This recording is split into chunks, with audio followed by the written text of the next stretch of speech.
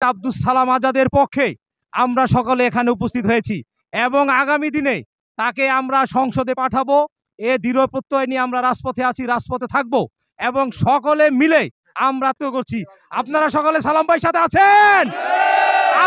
বিএনপির ৩১ বাস্তবায়নের লক্ষ্যে কুমারভোগ ইউনিয়ন RS-3-এর উদ্যোগে আলোচনা সভা ও লিফট বিতরণ।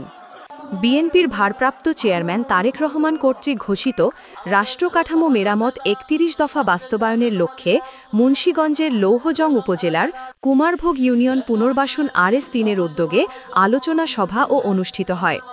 উক্ত অনুষ্ঠানে প্রধান অতিথি হিসেবে উপস্থিত ছিলেন জননেতা অ্যাডভোকেট আব্দুস সালাম আজাদ, যুগ্ম মহাসচিব, বিএনপি জাতীয় নির্বাহী কমিটি।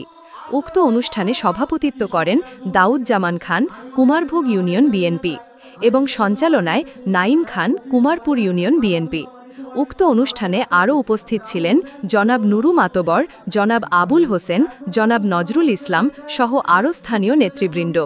অনুষ্ঠানে প্রধান অতিথির বক্তব্যে তিনি বলেন বিগত দিনে শত জুলুম, অত্যাচার, নির্যাতন, মামলা হামলা সহ্য করেও যেইভাবে আমি আপনাদের পাশে ছিলাম, আগামী দিনেও আমি আপনাদের সুখ দুঃখ ভাগ করে সব সময় পাশে থাকার চেষ্টা করব ইনশাআল্লাহ।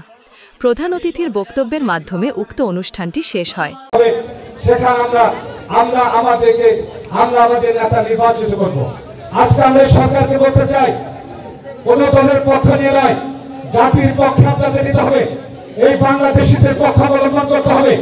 এই বাংলাদেশিদের চাওয়া পাওয়ার মধ্য দিয়ে আগামীতে নির্বাচন দিতে হবে। যে নির্বাচন হবে অবাধ এবং নিরপেক্ষ নির্বাচন, যে